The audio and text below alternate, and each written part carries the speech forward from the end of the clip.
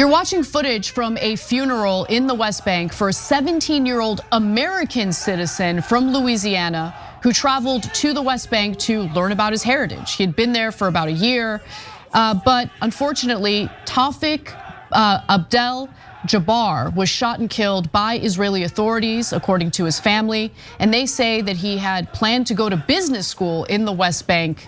Now that day will never come. Now, his family says that he was the victim of mounting settler violence in the territory, which has in fact been on the rise since the war on Gaza began. His father, Hafez Abdel Jabbar, said Tawfiq had gone out for a picnic with his friends on Friday when he was shot by a person witnesses told Abdel Jabbar appeared to be an Israeli settler who initially opened fire, followed by someone wearing a uniform for the Israeli Defense Forces. In other words, terrorists. So his father described racing to the scene when he heard that his son had been shot.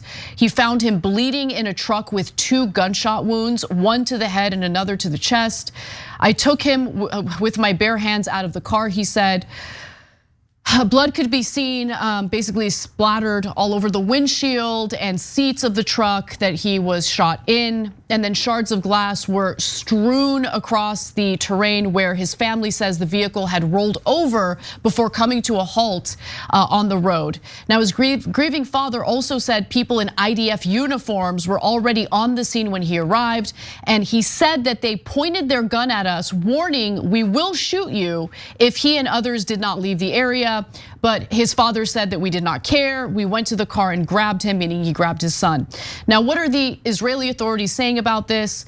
The IDF said it had received a report regarding an off-duty police officer and a civilian who had fired toward a Palestinian individual suspected of hurling rocks in the area. It confirmed an IDF soldier was also in the area and said it was investigating a claim that the soldier fired at the Palestinian. Now, Abdel Jabbar dismissed the suggestion his son might have been hurling rocks as a lie. I mean, the guy was driving. 17-year-old was driving in a vehicle when he was shot in the head. But he said, even if rocks were thrown in the area, so what?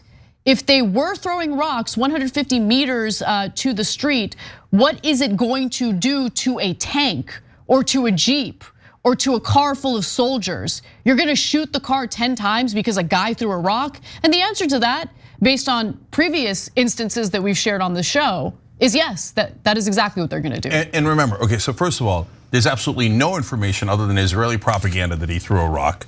So I wouldn't even go there. Second of all, but okay, fine. Let's go with the hypothetical that might have happened. He's driving a car, that means he's by definition not throwing a rock at that moment. What would you do if you were an off-duty police officer and you suspected he might have thrown a rock earlier? You might want to go and arrest him, right? And find out, hey, did I get the right guy, etc., right? No, they just shot and murdered him. There's no question that they shot and murdered him, and by the way, then ran away. Whoever the off-duty officer was, if he was involved, and the settler, right? So that's just a murder, period. Besides which, if the 17-year-old wanted to cause pain or damage to someone, injure someone, hurt someone, kill someone, he's in a car, he's driving a vehicle. Why would he throw rocks out of that vehicle? Like, he could cause much more damage with the car itself. I just don't believe the argument at all. And we haven't really gotten any answers from the IDF or the Israeli government in this regard. The United States, of course, I'll give you the statements from John Kirby in just a moment. But what's amazing to me, Cenk, is that this was an American citizen. He was born in the United States. He was raised in Louisiana. He had been in the West Bank for about a year. He was planning on going to school there, and he wanted to learn about his heritage in the West Bank. His family in the United States was like, things are looking a little dicey over there. Do you want to come back? We're worried about your safety. And this 17-year-old thought everything's gonna be okay. He didn't want to leave. Yeah, so all the witnesses say that they were at a picnic, but I know what Israeli supporters are gonna say. No, all Palestinians are liars. We only believe the IDF. Because democracy is the only, Israel's the only democracy. There's such a beautiful, beautiful democratic system. Do you know what the military courts that adjudicate in the West Bank, what their conviction rates are? Well, it's a little bit, let's see if you can figure out the pattern. When it comes to Israeli soldiers or settlers, conviction rates hover around 0%. Those military prosecutors must be doing a hell of a job, Cenk. Well, it turns out they are terrific though when it comes to Palestinians. When Palestinians are charged, the conviction rate is near 99%. Oh, that's weird, what a coincidence. But I'm sure it has nothing to do with race or ethnicity. And I'm sure that it is a beautiful, flourishing democracy that happens to imprison 5 million Palestinians and let settlers assassinate them that are and act like terrorists and then let them go at every time that they murder a Palestinian. I'm sure that it's just a beautiful, flourishing democracy. Hey, are we Americans or are we the second state of Israel? What are we? Okay, if you don't like that talking point, I'd love to see an American politician other than Bernie Sanders, God bless his heart, stand up to the Israelis and go, no, you're not allowed to murder Americans.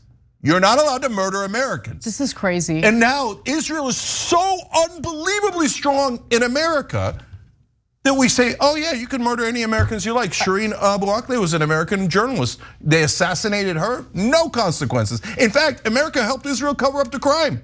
Everybody knows they assassinated her. The New York Times, CNN, they all did excellent investigations on that. This poor kid, he's an American, he is assassinated by a couple of terrorists, and Joe Biden is ready to give a standing ovation. There will be zero accountability, none, because Joe Biden doesn't care about Americans. He wants to serve Israel instead. Hours before, National Security Council spokesperson John Kirby said in a briefing that while US officials didn't have perfect context about exactly what happened, the White House was, oh, look at that. At least they're seriously concerned about it. What a joke you guys are. You aren't concerned at all. Stop putting out statements like that. Do something. But let's talk about the broader environment in the West Bank, which is governed by the Palestinian Authority. It is not governed by Hamas, but nonetheless, the Palestinians living in the West Bank have been dealing with Israeli settlers and security forces raining terror on them, especially after October 7th. Since October 7th, 344 Palestinians, including 88 children, have been killed by security forces and settlers across the West Bank. And that's according to data from the United Nations Office for the Coordination of Humanitarian Affairs, a group, by the way, that some defenders of Israel call biased against Israel. You have, what's the name of that Trump lawyer? Alan Dershowitz. Alan Dershowitz called it, in bed with Hamas, terrorist organization. Alan Dershowitz just to discredit them for saying anything, daring to say anything that doesn't immediately side with Israel. And over 1,000 Palestinians, by the way, since October 7th, have been driven out of their homes in the West Bank. By the way, let me just remind you, these are settlers who continue to build illegal settlements in Palestinian territory in the West Bank. So a spokesperson for B'Tselem, an organization that documents human rights violations against Palestinians, says that cases of reported settler violence are rarely thoroughly investigated by Israeli authorities and even more rarely prosecuted. And unfortunately, this situation in the West Bank is likely to get worse because now there are reports indicating that Israel is ramping up military operations in the West Bank, which again is not governed by Hamas, it's governed by the Palestinian Authority.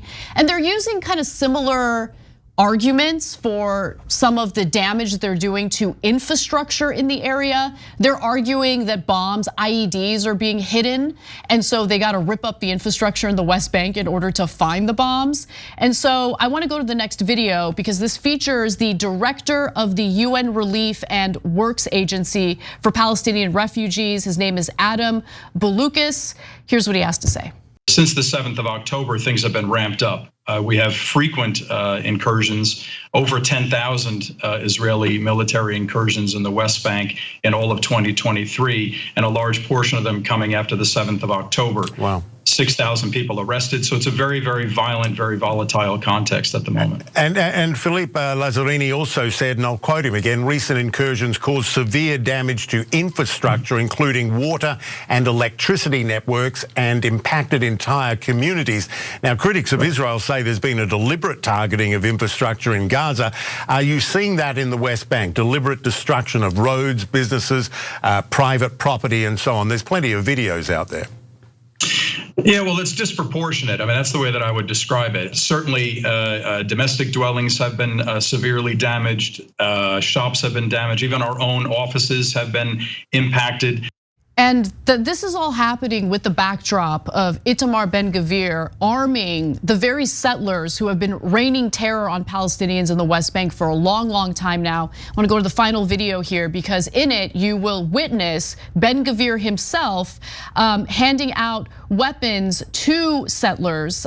This happened in a separate initiative. A settler council in the northern West Bank said on October 24th that it has independently issued more than 300 guns to civilian settlers. In a statement on October 10th, Ben-Gvir's political party, Jewish Power, said the minister would distribute 10,000 rifles to civilians, some of them in the West Bank settlements. And there was this effort to buy a ton of assault rifles from gun manufacturers here in the United States, but it needed to be approved by the State Department. And I'm actually shocked that this was the one time where the Biden administration actually blocked the sale of those assault rifles to Israel because it was clear that they were going to be funneled over to the settlers, and there weren't appropriate safeguards in place to ensure that that wouldn't happen. So they did block the sale of those weapons for now. But I do want to remind you, Biden did go around Congress not once but twice in order to supply Israel with more military weaponry for their assault on Gaza and the Palestinians living there. Okay, so Ben-Gvir was convicted of aiding terrorists. He's a literal terrorist. And as recently as 2020, in a separate issue, they saw that he had a giant picture of an Israeli settler terrorist who killed 29 innocent Palestinians in his living room. He celebrates terrorists, and he's the national security minister of Israel. Netanyahu has now murdered 20 times the number of civilians Hamas has. 20 times Hamas. Israel is led by a bunch of terrorists. If terrorism means killing civilians on purpose, if you think Israel isn't killing people on purpose, that golly gee, they just have the world's worst military. I mean, they meant to get the terrorists, but golly gee, they accidentally killed nonstop civilians, over 20,000 civilians. They just can't seem to shoot straight. Well, come on, you're so deep in your bias, you can't see straight. Obviously they're killing them on purpose. That's the most obvious thing in the world. The whole world sees it. They see the kids being picked up in body parts from the rubble, and you're pretending, oh, it was an accident again. Golly gee, we hit an apartment building again. It didn't affect the tunnels at all. Murder, murder, murder of innocent civilians. Only terrorists when Palestinians do it. When Israelis do it, oh, they were just trying so hard and they missed again. Come on, you have to be a borderline lunatic to believe that. So now, Ben-Gvir, we showed you recently, flat out said he was in favor of ethnic cleansing and that they should push all the Palestinians into the desert and just take Gaza. Netanyahu has said he will never allow a Palestinian state. So there's no partner for peace here. The Israeli government, unfortunately, literally run by terrorists at this point. So those settlers are some of the worst people on earth. They're religious lunatics. Doesn't matter what the religion is. They think, God told me that I must take this land. And if people are on it, I gotta kill them, I gotta take their land, I gotta do whatever I can. Total religious lunatics. And America is now saying, okay, you guys are in charge. You do whatever you want, kill as many Palestinians as you want.